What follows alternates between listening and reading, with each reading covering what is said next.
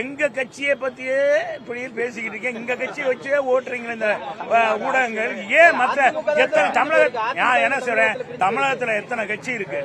நாங்க பிரியலாம்னுங்க, கட்சி எல்லாம் ஒற்றுமையா இருக்கோம். இங்க பாருங்க, அதிமுக மதுரையில இருக்கிற நிர்வாகி எல்லாரும் இங்கதான் இருக்காங்க. எல்லாம் ஒட்டுமொத்தமா இங்கதான் இருக்கான். 1-2 பேர் போறது எப்பவும் வழக்கமானது ஒண்ணுங்க.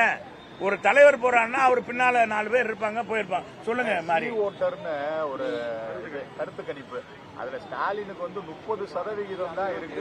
அது இத நான் என்ன சொல்றேன், இப்ப என்ன சொல்லுவாங்க கருத்து கணிப்பு இல்ல எனக்கு ரொம்ப கம்மியா இருக்குன்றாங்க. இல்ல அத காட்டில எங்க தலைவர் கம்மியா போட்டிருக்காங்க. நான் இதுதான் ஊடுசால்ன்றது. எப்படி கருத்து கணிப்பு சொல்றாங்க பாருங்க. முதல்ல அதிகமா போட்டா கூடாதான், அப்படி போட்டா நம்ப மாட்டாங்க. இப்படி போட்டா ஓரளவுக்கு நம்புவாங்க. இப்படி போட்டுங்களேன் அப்படின்னு இதெல்லாம் கருத்து கணிப்பெல்லாம் தூளாயிருங்க. மக்கள் தாங்க எஜமானர். இன்னும் தேர்தல் இருக்கு. கள நிலவரத்தை பாருங்க. கள